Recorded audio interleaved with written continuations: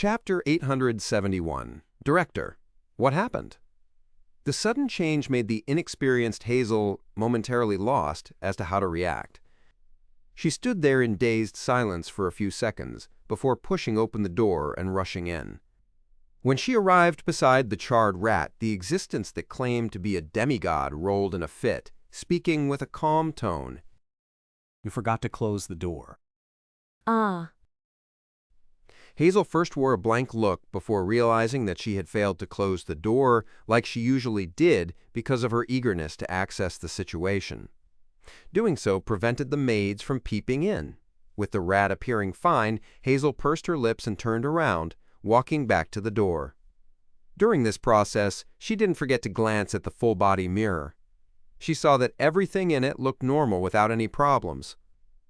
It clearly reflected everything in the room. There weren't any additional people or objects. As the door clicked shut, Hazel asked, Teacher, what happened just now? The charred rat looked at her sideways as it cast its gaze beyond the window. In the world of mysticism, anything that involves supernatural power is filled with danger. You can't be too careless. I had tried to use the mirror to do a divination, but I ended up garnering the attention of an unknown existence. After an intense struggle, I finally resolved the problem and prevented the danger from spreading across the street. The rat spoke fluently without any stammering or hesitation, as though being struck by lightning was something trivial. Is that so? Why didn't you warn me of such matters in the past? Hazel couldn't help but frown, as she could smell the mixed smell of charred fur and disintegrated fat. Without waiting for her reply, the rat turned to face the balcony and said to her, with its back towards her, My physical condition has deteriorated as a result. I'm no longer suited to staying here, or else I might be discovered by the Church of Evernight. Yes, find an opportunity to send me to your manor in the countryside. Looking at the rat's charred fur and smelling the fragrance of roasted meat, Hazel fell silent for a few seconds. Suppressing her doubt, she nodded and said, All right. 160 Bokeland Street. Sitting in the reclining chair, Klein saw the full-body mirror ripple with aqueous light again. A silver light arose.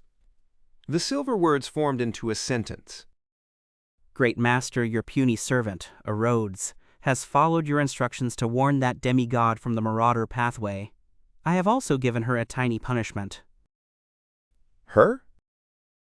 Just as Klein was ruminating over the pronoun Erodes had used, light from the mirror's surface turned clear as it presented a scene.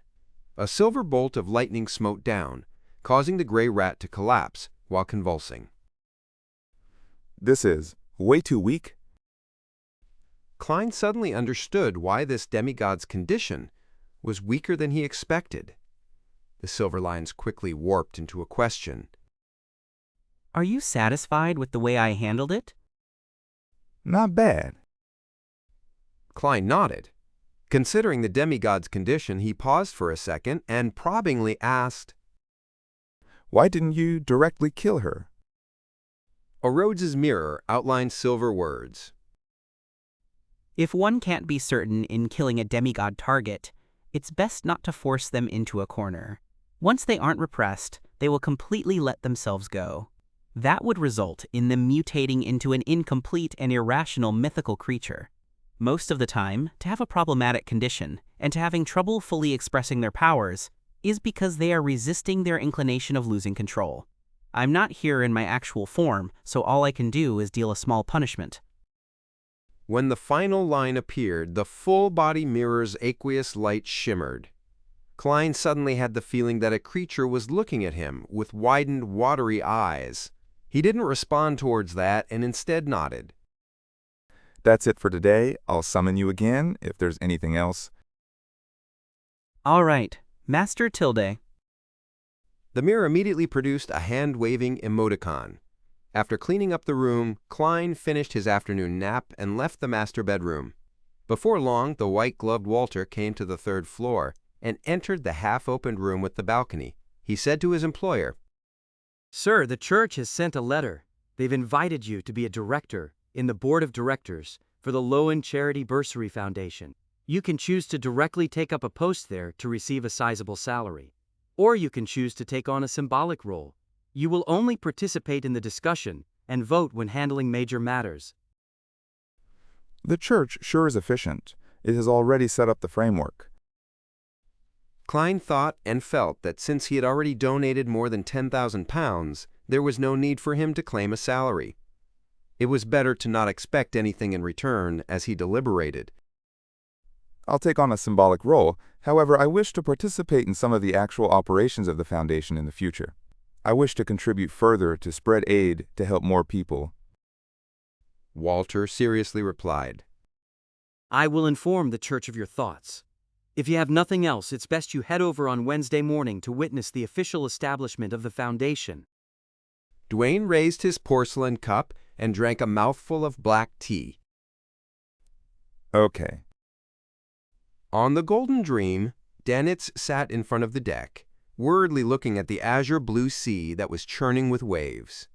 After being urged once by Gehrman Sparrow, he felt that he couldn't delay any further. Otherwise, he might become a bounty at any time. I don't want to become a pile of cash while I'm sleeping, so what if I'm suspected? Danitz gritted his teeth and mustered his courage. He passed through the cabin door and headed straight for the captain's cabin.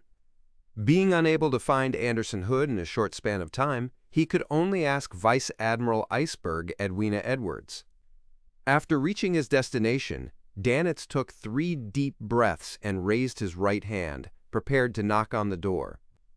At this moment, Vice Admiral Iceberg's voice sounded from inside. Please come in. Danitz's right hand paused in midair as he forced a smile and entered.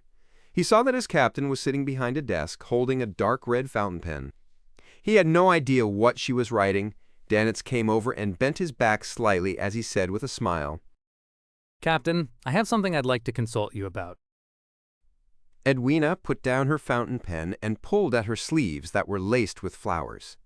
She glanced at Danitz and said, You wish to ask about West Balaam? Danitz's expression froze. The captain already knows? It must be those B Street RDS and dog shot like Beryl and Iron Skin. They told Captain about it. I know that no secret can be kept on this ship, and it's even more so for Captain. After cursing inwardly, Danitz forced a smile again. Yes, as you know, I'm very interested in history and geography.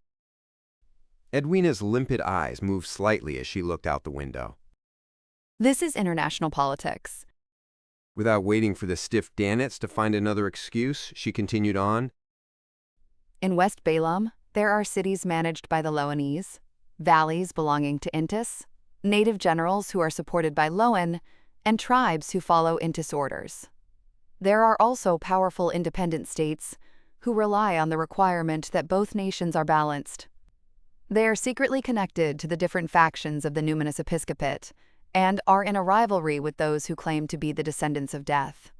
In addition, the Rose School of Thought and Fasak Empire have a deep influence on West Balaam. On the surface, none of the factions belong to them, but in fact, many of the generals and tribal chiefs have submitted to them.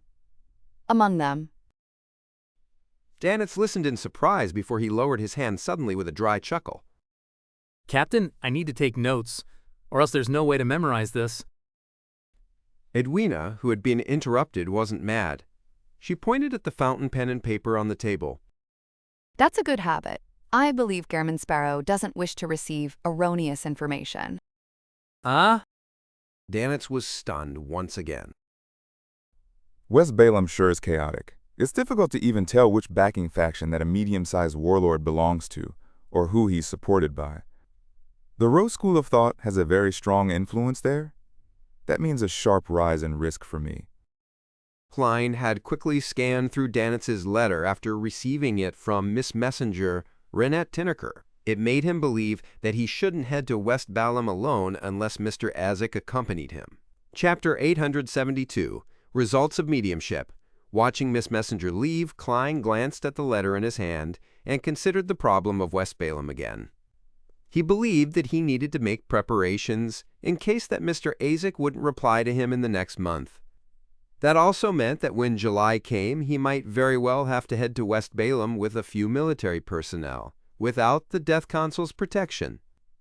If that happened, the shadow of the Rose School of Thought would ultimately hang over him. Two choices. If I confirm that it's extremely dangerous, I'll directly abandon my identity as Duane Dantes. On the contrary, I should seriously consider a customer list. I will not have myself involved in any faction that's suspected to have ties with the Rose School of Thought. I might as well set a target first to make any unexpected developments be controllable. The information provided by Danitz likely comes from Vice Admiral Iceberg. The two native generals mentioned seem rather special.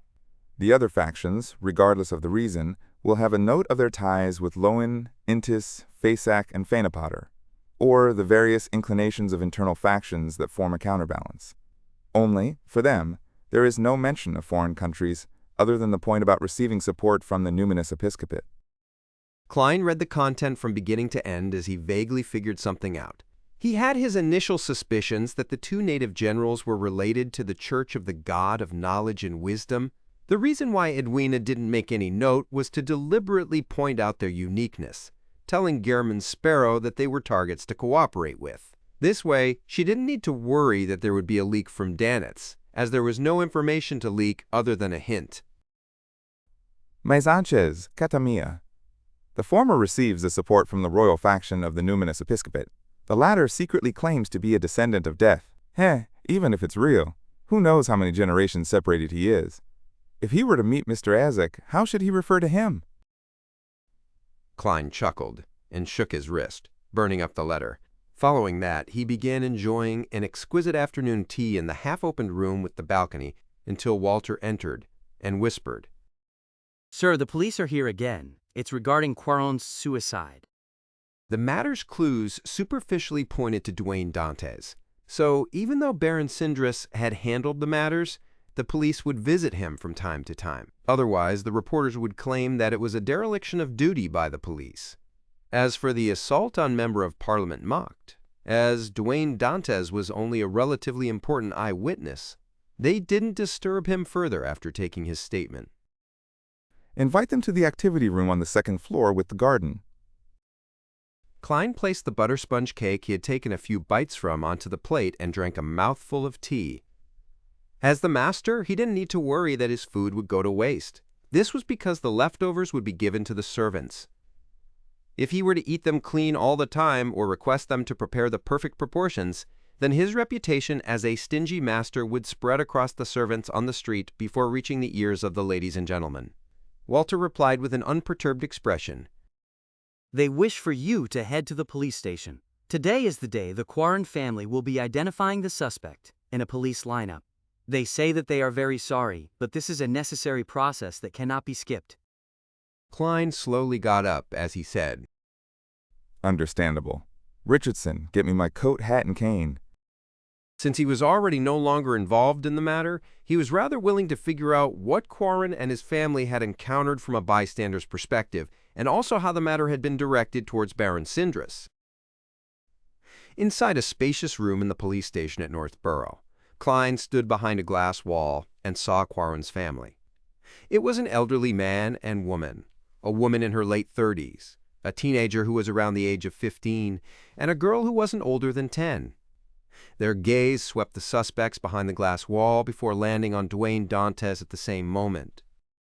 It's him! It's him! The teenager yelled as his eyes turned red. He clenched his hands into a fist in an attempt to rush towards the glass wall. It's him, officer. It's him. The lady in her late 30s suddenly wept as she looked at Duane Dantes with eyes filled with hatred and animosity. The little girl who was holding her hand wailed. Daddy, return Daddy to me. The two elders were wiping their tears. One of them was trying hard to keep calm, while the other was nearly fainting from her sobbing. The sorrowful mood instantly spread out. However, Klein had never even met them before today. Implanted memories? He frowned slightly. As he sighed, he began wondering what the Quaron family had encountered. Meanwhile, in the mortuary beneath the station, Daly Simone held a pencil and began sketching, as her body shook slightly. As she was here to help at the police station, with the possibility of her encountering reporters when entering or exiting, she didn't wear her usual spirit medium robes. She changed into a female black and white police uniform set. She had a blouse and skirt on with matching leather boots. At this moment, her palm was moving uncontrollably, and soon there was a desk, oriel window, ink bottle, revolver, and other items appearing on the piece of paper. On the oriel window, there was a figure reflected there. This figure's hair was neatly combed back, a mix of silver and raven black. The wrinkled figure had a broad forehead and high cheekbones. He was none other than Baron Sindris. Pah! The pencil in Daly's hand dropped onto the piece of paper. She then looked up and said to Leonard, who offered to help, and the two police inspectors who were in charge of the liaison, In the second that Quaron committed suicide, he struggled deeply in his heart. That is to say that his suicide is a result of cueing and guidance. This isn't a simple psychological problem. It must have involved beyond her powers at a rather high level. And this contradictory struggle resulted in his emotions breaking down, suffering an explosion from his spirituality. Before his death, he would restore the truth to a certain degree. This is the scene that's fixed in his eyes. the high-ranking inspector beside her furrowed his brows. Ma'am Simone, are you implying that the last person Quarren saw is the real murderer? Baron Sindris is actually the real murderer? Leonard Mitchell immediately scoffed. What you see might not be equivalent to the truth. You might not understand it if I call it an illusion, but if I'm a murderer, I can find a person that looks like Baron Sindris, so as to make him appear inside the room before Quarren committed suicide. The two inspectors were very pleased with the explanation as they heaved a sigh of relief. We've already arranged for Quarren's family to pay a visit. I'll have to trouble the two of you to obtain more clues that point towards the truth with non-intrusive means. All right. Daly rubbed the corner of her eyes. I'll use the washroom first. She hadn't put on her strange eyeshadow or blush. Apart from her skin appearing rather pale, she didn't have that uncanny look to her. Furthermore, she seemed younger, looking more like a woman in her 20s than 30s. Her eyes were bright, and she had beautiful facial features. Believing that they were in for plenty of work, Leonard Mitchell also left the mortuary and walked towards the washroom above them. Just as they finished climbing the staircase and turned a bend, they suddenly saw a gentleman with white sideburns appear on the other end of the corridor. He was walking out of the police station with his valet. This gentleman was mature and elegant, with eyes that were like a lake under the moon. He was none other than Duane Dantes. Daly Simone's mind went adrift for a moment as she turned her head in thought. She looked at Leonard Mitchell and discovered this black-haired, green-eyed poet was looking at Duane Dantes. Why did you suddenly file for permission to help me? That member of the numinous episcopate will soon be found. You have no lack of tasks to do. Daly didn't give Leonard a chance to find an excuse. After pausing for a second, she directly asked, You believe that gentleman from before is problematic? Leonard retracted his gaze and fell silent for 2 seconds. Duane Dantes has met His Grace before. He deliberately didn't provide any sort of confirmation or denial, as though the question she had should be posed to St. Anthony. In between the lines, he was saying that His Grace didn't mention if there was any problem with Duane Dantes. Whether it was a lack of any detection or simply because he didn't say, that was up in the air. Daly nodded gently as she turned her gaze towards the washroom. On Wednesday morning, Audrey Hall, who had received an invitation, rode on a carriage to arrive at the St. Samuel Cathedral on Phelps Street. The Lowen Charity Bursary Foundation, which was about to be established, was situated on 22 Phelps Street. The building belonged to the Church of Evernight, so there was no need to pay any rent. Before getting off the carriage, Audrey held the invitation and looked out at the scenery. She was filled with anticipation for the future. She was to become a director and would work on raising funds and with external liaisons. Chapter 873, Undetectable Communication. After entering 22 Phelps Street, Audrey instantly saw Duane Dantes walk out from the side corridor. This good-looking and gentlemanly gentleman was wearing a black formal suit and holding a gold-inlaid cane. He was communicating with the Foundation's staff beside him. As though sensing Audrey's gaze, Duane Dantes naturally turned his head and looked at the door. Then, his eyes lit up in amazement like he had seen a treasure. Following that, he smiled and gently nodded as a greeting. Audrey returned with a smile and nod that wasn't a breach of etiquette in any way. She then followed the Lowen Charity Bursary Foundation staff that came to escort her and walked up to the second floor. During this process, although she didn't look in any other direction, but be it the talent of a woman or her instincts as a spectator, they told her that Duane Dantes's gaze kept following her figure in secret until the wall beside the staircase blocked his view. Impeccable acting. He perfectly played out the reaction of what a gentleman who has zero resistance against beauties but remains sufficiently reserved and cultured would do when meeting me for the second time. It's as though we have only met once at the charity party the last time. It's exactly as I imagined. He was even able to light up his eyes. This is a technique that's part of his Beyonder pathway. Or is it an ability that he possesses to begin with? I have to say that Garamond Sparrow, I think it's better to use Mr. Garamond Sparrow, is a professional, no, an excellent actor. Furthermore, he doesn't act in an exaggerated manner like those play actors. Audrey complimented in thought before seeing a few reporters waiting to interview her about the establishment of the Lowen Charity Bursary Foundation on the second floor. She wasn't a noble lady who enjoyed having her photo plastered on the papers. As she exchanged a few words with her valet that had accompanied her to inform the reporters that pictures were forbidden by Earl Hall's authority, she went into the VIP lounge with her lady's maid, Annie. Earl Hall was friends with the owners of a few publishing houses and had made the corresponding investments to acquire quite a bit of their shares. If Audrey so wished, she could exchange some of the estate she received in order to create a sizable publishing house. In the VIP lounge, Audrey, who didn't find it appropriate to bring her dog, greeted the children of the rich and aristocracy, as well as the church's clergymen. She habitually found a seat where she could see everyone, and she waited until the opening ceremony began and for the first board of directors meeting to begin. She surveyed the area and said to the female staff that was in charge of escorting her, Lavessa, this is my first time joining in the actual operations of a charity organization. I wish to know what we should do. A lady named Lavissa was still in her 20s. She also had blonde hair with somewhat rough skin and tanned freckles. However, her smile was brilliant, making her rather affectionate.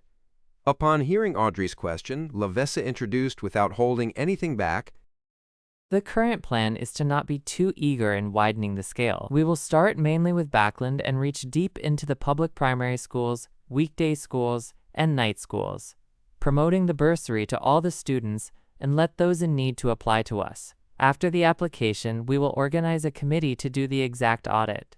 This will not only require us to make some verifications with the government, but we would also walk across the grounds to understand the candidate's actual situation. Once the examination is over, we will disperse the bursary and help the poor who yearn for knowledge to change their fates. Just as Lavessa said that, a male voice filled with magnetism interjected, I have two suggestions. The first suggestion is that staff are to be gathered today to head to the different weekday schools, night schools, and public primary schools to promote the bursary. June is the examination period, and it's a critical period for them to enter institutes of higher learning. If we aren't efficient enough, there will be many students from poor families that will give up taking the examination because of the lack of funds. Even if they later learn of the existence of the Bursary Foundation, they won't be able to withstand the loss of wasting a year. As such, they will lose the chance at changing their fate. What we are doing might seem simple, but it completely affects each and every child's life. Therefore, we need to begin quickly and not waste any time.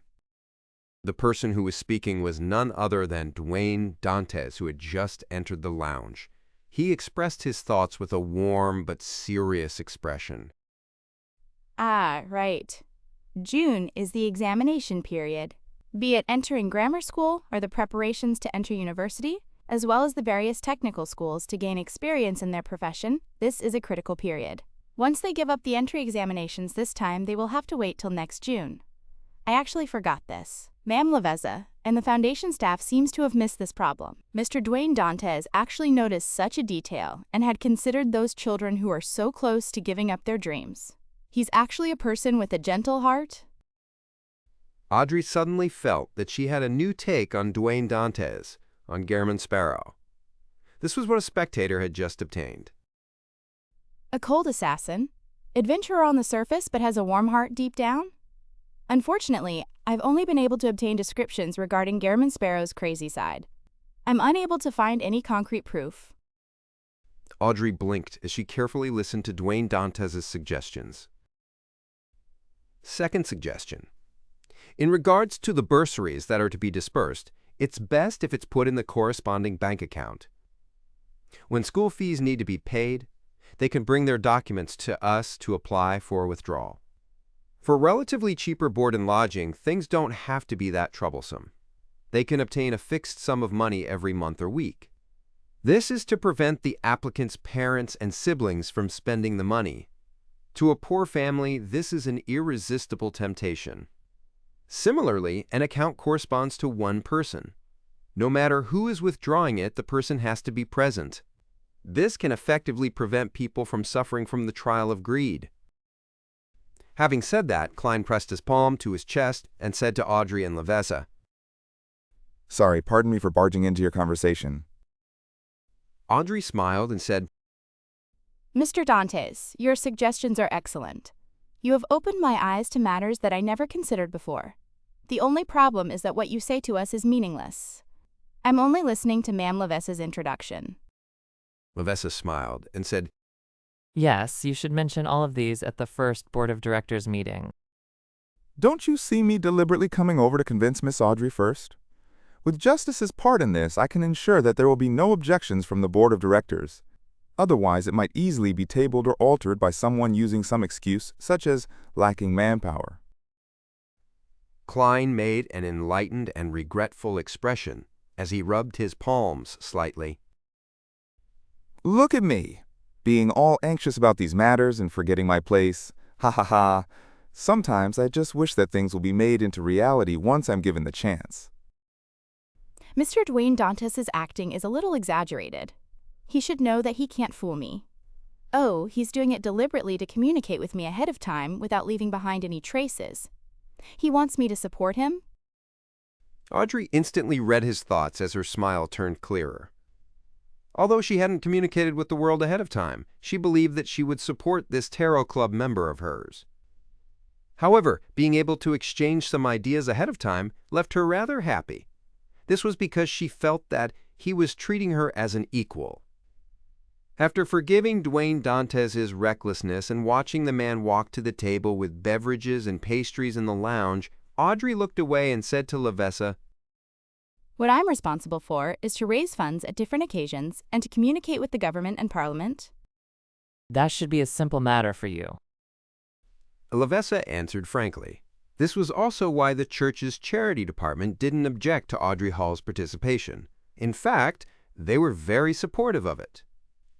Audrey nodded in thought and said, If I have the time to spare, can I join you in visiting the different schools for the promotions, as well as the examination of the candidates?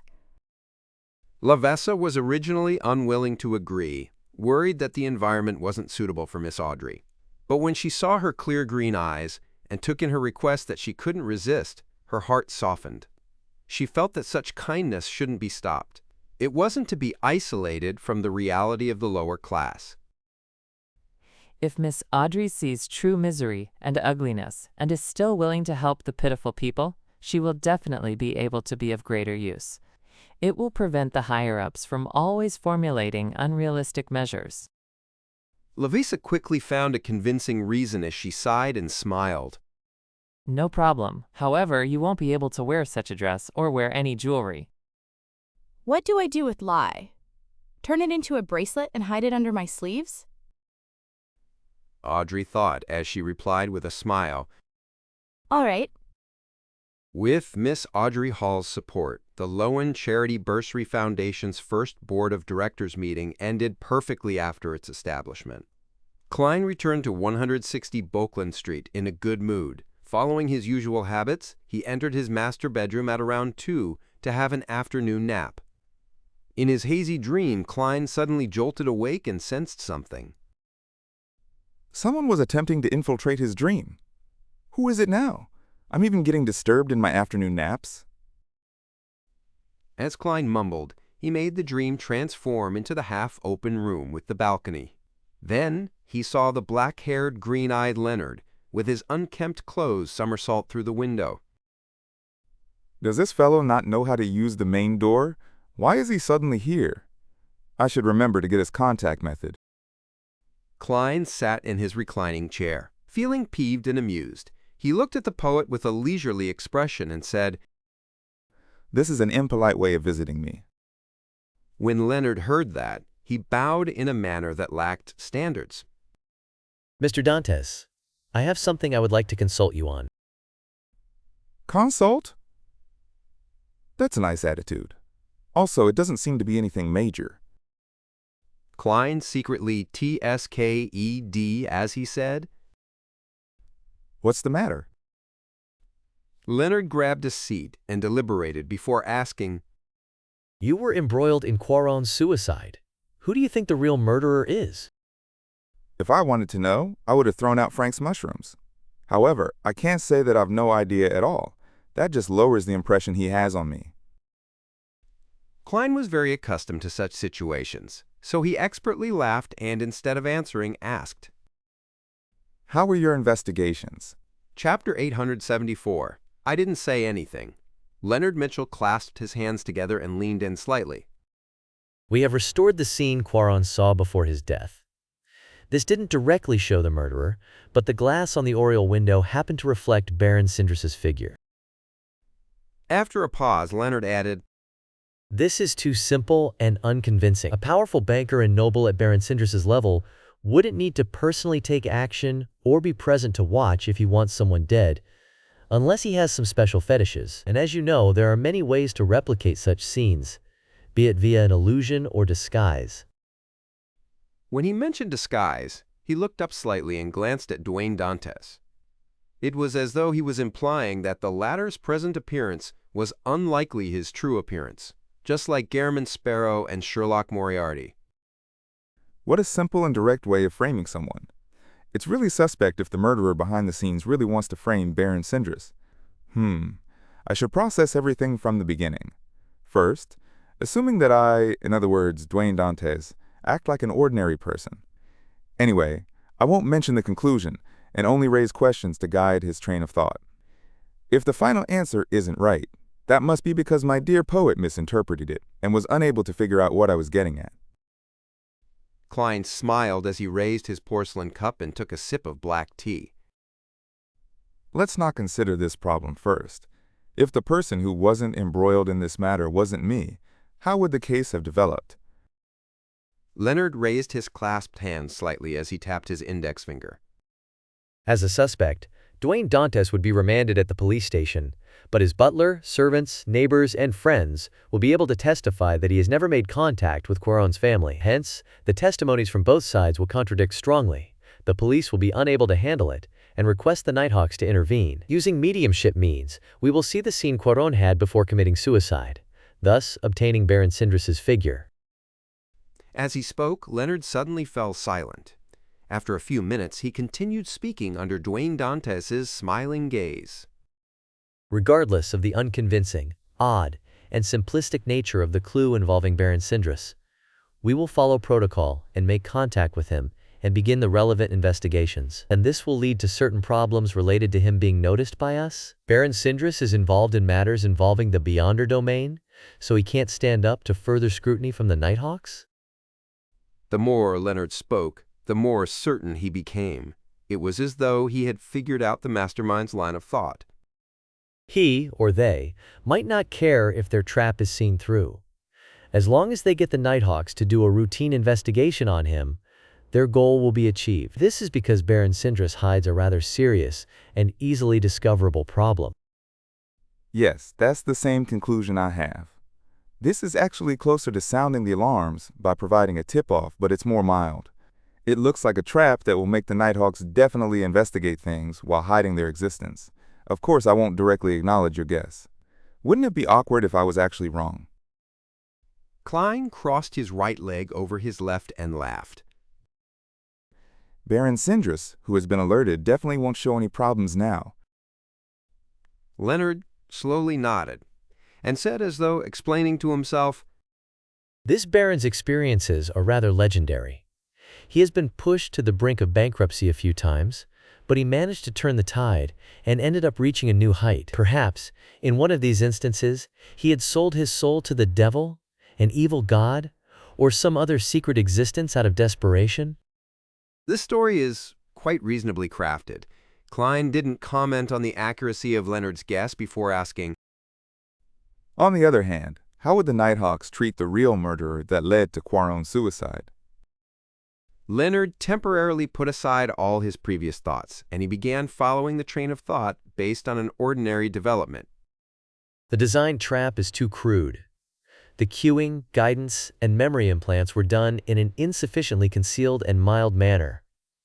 It's easy for people to discover problems. Therefore, it's unlikely to be done by mid- or high-sequence beyonders from the spectator pathway. It looks more like it was done by a beyonder from another pathway who relied on a mystical item to pose as a spectator. Before he finished his sentence, Leonard fell into silence again, his thoughts a mystery. Klein maintained his faint smile as he calmly looked at the poet. It was as though he had everything under control, but he wasn't going to say a thing. Everything depended on what Leonard figured out. This is very similar to what Old Man said from before. Is it really done by some mid- or high-sequence beyonder from the spectator pathway? His seemingly crude and flawed setup was actually a precise consideration of everyone's reaction. Everyone's response at every step of the way was taken into consideration, with the only mistake stemming from Dwayne Dantes's experience and wisdom? Leonard felt that he had already figured out the truth as he got up and coughed gently. Thank you for your advice. Klein immediately chortled and said, I didn't say anything. Without waiting for Leonard's response, he said, Your former colleague got me to ask you how he should inform you if he were to discover traces of Ins Zangwell. Leonard, who had planned on getting up to bid farewell, sat back down. Colored with a complicated expression, he said after more than 10 seconds of silence, Pass the information in the form of a letter to 7 Pinster Street. This means that he won't be leaving Backland anytime soon? Or is it that no matter how far he goes to carry out missions, he will have the means to monitor 7 Pinster Street and read the letter remotely? It might be the latter assumption. A Marauder Pathways angel definitely has many magical secret techniques. Leonard can definitely use one of them. I can't ask, or else it will lower Dwayne Dantes's level and destroy my setting. Klein wore an unperturbed expression as he said with a smile, I'll inform him. Leonard didn't immediately leave as he opened his mouth, paused, and asked, If I wish to contact him, how should I do it? His green eyes were deep as they spoke volumes when he asked. Shatachide. Klein was already prepared, so he said with a smile, The spirit that wanders about the unfounded, the friendly creature that can be subordinated, the messenger that belongs to Gairman Sparrow. You can ask Pelez about the exact ritual if you aren't too sure. Leonard knew that Gairman Sparrow was Sherlock Moriarty, who was also Klein Moretti. He nodded indiscernibly and stood up. Thank you for informing me. Please pardon me for my intrusion. With that said, he retreated to the door, opened it, and left the dream. Hey, you left just like that? As a nightmare, or as a former nightmare, shouldn't you consider how there might be problems with your memory? You remembered it, just from hearing it once. You aren't putting enough weight on this matter. Klein couldn't help but lampoon when he saw Leonard's figure disappear. He shook his head in exasperation, ended his afternoon nap, and began busying himself over the matter regarding West Balaam. On the Golden Dream, Danitz, who had finally finished his mission, drank some iced light beer because of the recent hot weather. If it wasn't because the creation of ice needed beyond her powers, and that there wasn't much to go around, he felt that he could finish half a bucket of ice in one go. That's what I call life. Danitz guzzled the remaining liquid in his cup. At this moment, he saw grayish-white fog appear before him, as Gehrman Sparrow's voice began echoing in his ears. Please inform Denise that he is to immediately head to West Balaam. Figure out the situation of the areas under the control of the two native generals, May Sanchez and Katamia. He should take special note of any signs of Rose School of Thought activity. Head to West Balaam. With a cup in hand, Danitz stammered Gehrman Sparrow's request repeatedly. He had once headed there with the Golden Dream crew to seek out treasure. He had also obtained rather detailed intel from his captain. Therefore, he knew how chaotic and dangerous West Balaam was. Furthermore, I have to go alone. Danitz uttered a sound as he found his future bleak. Primitive forests with all kinds of hidden and terrifying creatures, native tribes who believed in death and had all sorts of peculiarities, paths filled with bandits and rebel armies, villages with wraiths and shadows haunting them, and cities that had gunfights or even beyonder battles surfaced in his mind. No, I have to say no to Gehrman Sparrow. Say no. He should at least send me a helper. Ordinary people can survive in West Balaam and become rich, having their own manners. This means that it's not as horrifying as I imagine it to be.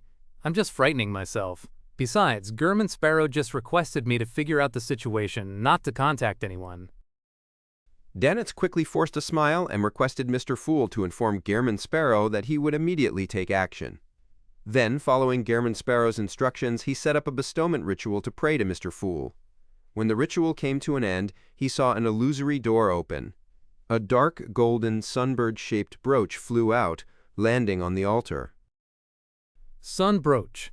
In the southern continent, in a kingdom once ruled by death, the sun pathway was one of the most effective beyonder pathways, directly giving me such a precious item. It's not bad working for Gehrman Sparrow. However, he said something about it being borrowed? Danitz picked up the brooch and felt his surroundings turn hot and humid. After handing out a mission to Danitz, Klein was just about to open the door to instruct Richardson to get him a cup of iced water when he felt his spiritual perception trigger. Immediately, he activated his spirit vision and saw Renette Tinneker walk out of the void. She held the 4 blonde, red-eyed heads in her hand, with one of them having a letter in its mouth. Who's it from? Leonard? Klein reached out his right hand in suspicion. Chapter 875. Mummy 7 Pinster Street. Leonard Mitchell came to his desk and unfolded a piece of paper. He then picked up a fountain pen and lowered his wrist in preparation to write. However, just as he dipped a dark blue spot onto the paper, his fountain pen paused. He attempted to move his wrist in order to write a few times, but all his attempts ended up stopping due to hesitation. He raised his wrist, lowered the fountain pen, and repeated this action again and again. Finally, he froze his wrist in midair. "Pah!" Leonard threw down his fountain pen, crumpled the piece of paper, and accurately threw it into the trash can. At 160 Boakland Street, Klein received a thin letter from one of Miss Messenger, Renette Tinneker's heads. He felt the weight in his hands, and only when his spiritual intuition didn't send him any warnings did he tear it open and retrieve the letter inside. There was only one page, and on it were 2 lines of text written in neat, beautiful handwriting. I have something that will require your help. Let's discuss it in detail, face to face. Sharon. So it's Miss Sharon. Klein had his questions answered as he took out a gold coin and did a simple divination in front of Renette Tinneker. Then he took out another piece of paper and wrote one word. Tonight. After he folded the letter, he asked Miss Messenger as he handed it to her, Can you still locate her? If it wasn't possible, he planned on giving her Sharon's mailing address. Hillston Borough, 126 Guard Street, Ma'am, Merriam. Yes. One of Renette Tinneker's blonde, red-eyed heads gave an answer. The head then opened its mouth and bit down on the letter. After Miss Messenger vanished from the room, Klein immediately held a ritual, planning to bring Creeping Hunger back to the real world from above the gray fog. He then planned on traveling to the various archipelagos in search of a lucky pirate. Creeping Hunger hadn't been sealed yet, so it still required feeding once a day. All Klein could do was barely use it, feeding it whenever he needed to use it. He would then throw it back above the gray fog when the next feeding time was at hand. He wasn't planning on making up for the difference. If Creeping Hunger dares to make a fuss about it, I'll feed it mushrooms. After ending the ritual and clearing up the scene, Klein wore the thin, human-skinned glove, turning his body translucent until he vanished from his spot. He had his dinner, and after waiting for Creeping Hunger to finish its howling above the gray fog, Klein went to retrieve it by using the excuse of having an upset stomach to enter the bathroom. He then used this opportunity to teleport to the area outside the Bravehearts bar in the Backland Bridge area. During this process, he had already changed his appearance, turning into the black-haired, mustached, and bespectacled detective Sherlock Moriarty.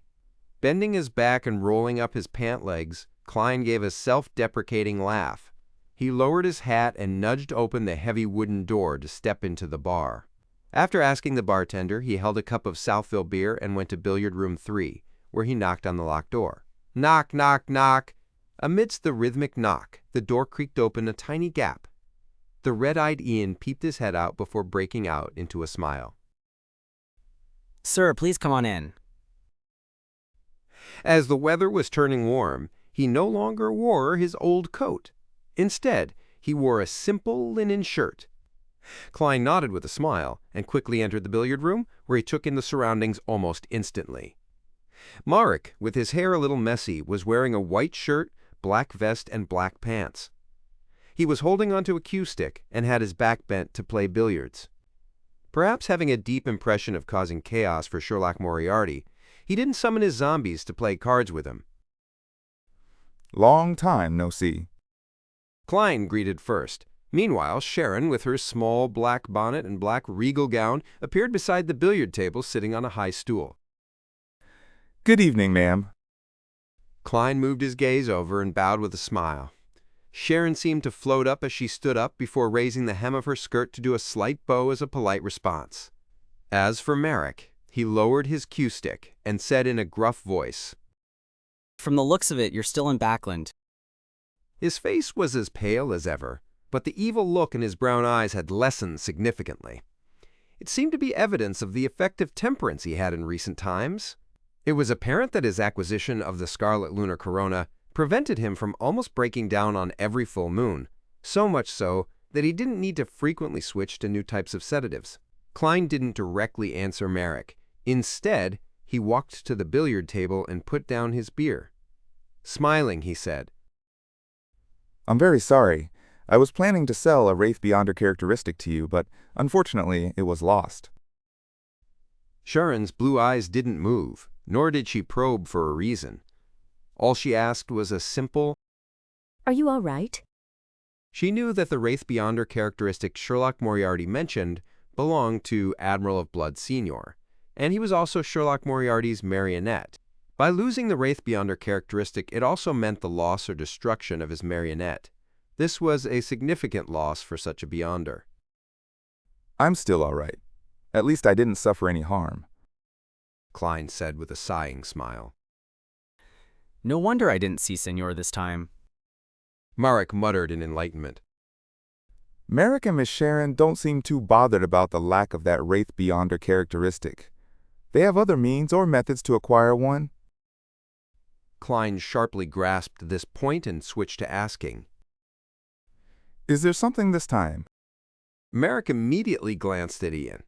The staid teenager didn't ask further as he quickly left the billiard room and closed the door. Sharon's doll-like face didn't show any emotion as she allowed Marek to speak. Tomorrow there will be a ship from the southern continent arriving in Prince Harbor. It is intimately tied to the Loan Army.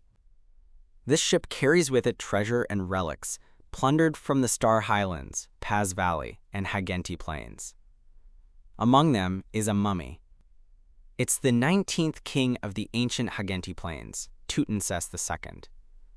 The southern continent's original language didn't stem from ancient Phaeacian. It had its own structure. In the ancient Highlander language, king also has the special term, Kadiev. It was translated by Emperor Roselle as pharaoh. It's a mystery what he was thinking. Also, mummy was named by him too. In short, the meaning of pharaoh is the son of God, king of humans. Tutmosis II was once a high-sequence beyonder. However, after his death, the corresponding characteristic was taken away, leaving only his corpse behind to be made into a mummy. To other beyonders, this is a material filled with spirituality, an excellent choice for creating a zombie. But to us, it has another meaning, a very important meaning. Our goal this time is to obtain that Tutmosis II mummy. Another meaning? The corpse of a high-sequence beyonder without any beyonder characteristic. Apart from using it as a material, there's another meaning to it? Klein's heart stirred as he suddenly thought of Ma'am Hermit's request to purchase a drop of mythical creature blood. Could it be the ritual requirement to go from sequence 5 Wraith to sequence 4 Puppet? Miss Sharon already has the formula and has digested the Wraith potion? From the way she acts, she's practically acting as a Wraith all the time. Who knows? She might have digested it a long time ago. However, when we were in the underground ruin talking to the evil spirit, it was evident that she didn't possess the puppet potion formula. Yes, everyone has their own circles. It's not strange for her to be able to obtain it. Klein swept his gaze at Sharon while in thought, but he failed to discover any obvious changes from before. She was still more like a doll than a living person. However, she didn't show any signs of being even darker and creepier. Sharon silently sat there and watched Sherlock Moriarty and Merrick intently, listening into their conversation. If it's just a high-sequence mummy without a beyonder characteristic, the level of protection can't be too high. Just the two of you shouldn't find it difficult to snatch it away. Klein raised a suspicion. From his point of view, a Sequence 5 Beyonder could be considered quite a powerhouse. Unless the ship had a demigod escorting it, it was very difficult for Beyonders at the same level to put up any effective resistance if her target was solely a mummy. After all, there were too many items the Beyonder guards had to look out for. Furthermore, they might be scattered in different cabins due to the different means of storage. This time, it was Sharon's turn to provide the explanation. She used her succinct manner of speech as usual. We're worried that it's a trap the Rose School of Thought is using to target us. If there's nothing, 1,000 pounds. If there's something, we will be in charge of drawing attention while you take away the mummy. Depending on the level of danger, it will range from 5,000 to 10,000 pounds. I see. Klein didn't immediately reply as he thought and asked, Do you know of spirit world plunderers? A Wraith was also a type of Beyonder who could effectively move through the spirit world. Sharon nodded slightly and said, I can use the cash and the relevant information about spirit world plunderers as payment.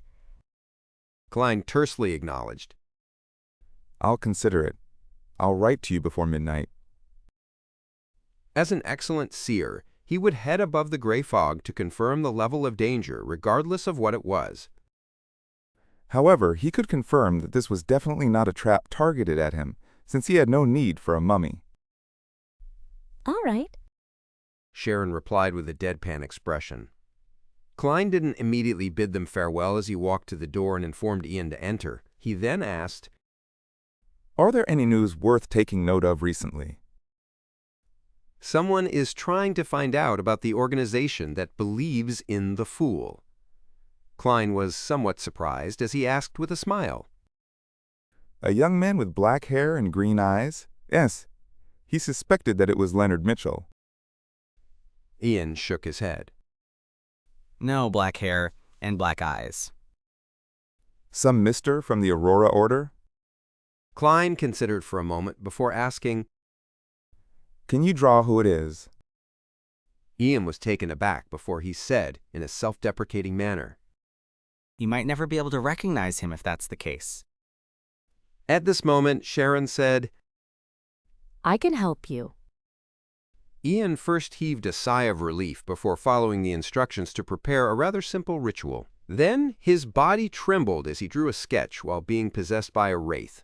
It was a young man with curly black hair, black eyes, a wide forehead, and a thin face while wearing a monocle. Amon, blasphemer Amon.